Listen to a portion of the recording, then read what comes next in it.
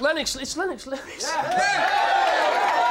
I can't believe you're on this show. I can't believe you come to our Tin Pot show. Hey. Thanks for coming on, seriously. Thanks for inviting me. It's a pleasure, it's a pleasure. Who's the nuttiest, Lennox? Is it Chris Eubank or Nas? Who's the They're pretty close. They're pretty close. They're both different characters. I don't think you can compare them. I think they're both just different. Do you think they're both a bit mad? Yeah, definitely. Did you hear about the fight at the airport? Yeah, I heard about that, but I'm a person that don't believe the hype, really. I have to talk to each one of them and see what really happened. Well, I saw Chris Eubank. He gave an interview yesterday, and he did actually say on Sky that he threw a couple of punches and had a little ick or Nas. I mean, Nas may be hard, but he's only ick or, isn't he? He's kind of quick, so I don't think he got hit. Okay, do you think Chris Eubank did the right thing coming back to box? He showed a lot of heart in his last fight.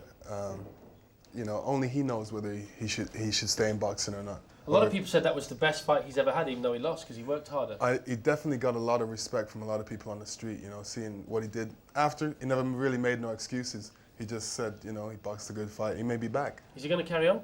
Maybe. Do you get on with him? Yeah. Is there any boxer you don't get on with? No. Well, maybe there's one guy out there. But Oh, okay. Well, we'll get on to him in a moment. How good is Nas? I think he's extremely good. He's got a lot of hidden talents that a lot of people didn't know. Quick, and he believes in himself quite highly, so which is good. He's quite unorthodox, though, isn't he? Yeah, you know, he throws punches from all different angles. I mean, if I was his opponent, I wouldn't know how to figure him out because punches are going to be coming from anywhere. If he had a fight against you, right, little Nas. Yeah. Would you slaughter him? What would you do? No, just hold him out here. Okay.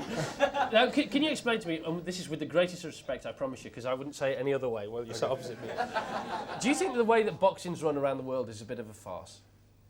Yeah, especially in some parts of America, because you know, the promoter gets to run everything, and you know, you look at some of Don King's fights; they all turn out into something happening, either something major happening in this. But if you look at Don King's hair, you know something's going to go wrong straight up. Yeah. I mean, can you explain to me, because I don't understand, because it's so complicated, and this is one of the things wrong for people that watch the sport, I think, that I don't understand what your title is and how important that is in the grading of the different world titles. Are you the champion of the world yet?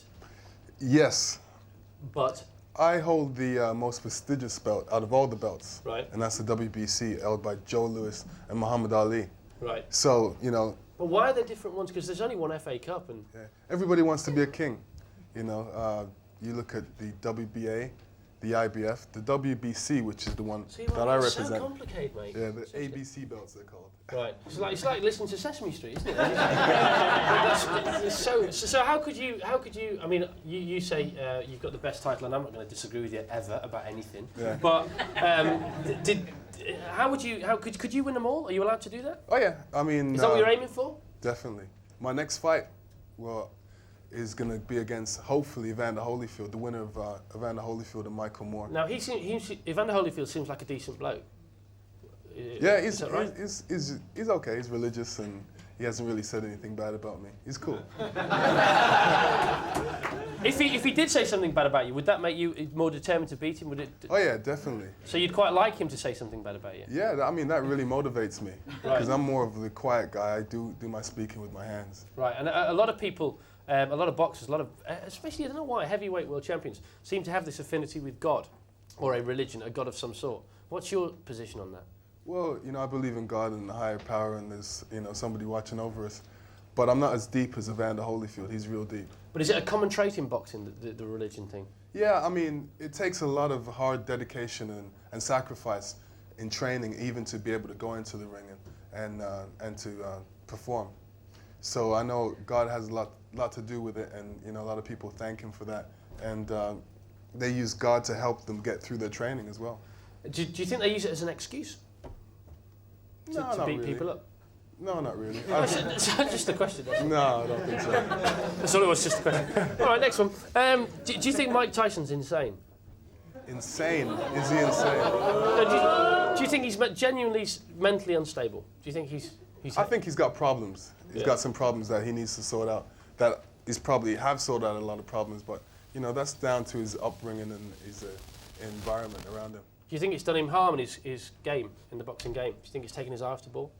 Yeah, a little bit. I mean, the last fight with the biting in the ring, you know, I was surprised as everybody else. We were quite surprised. Yeah. You know, I said he should have ate before he went in the ring. You always wanted to fight Tyson, didn't you? Yeah, I mean, Tyson's got a lot of fans around the world, and they only see Mike Tyson as a champion of the world. You know, you talk about him as, you talk about any other champion, they don't want to know. Right. And does that mean because of his standing now in the game that you probably won't get that chance to fight him? Well, maybe. You know. Because you don't need to fight him anymore, do you? Do you still want to fight him? Yes. You just want to beat him up? Yes. Yes.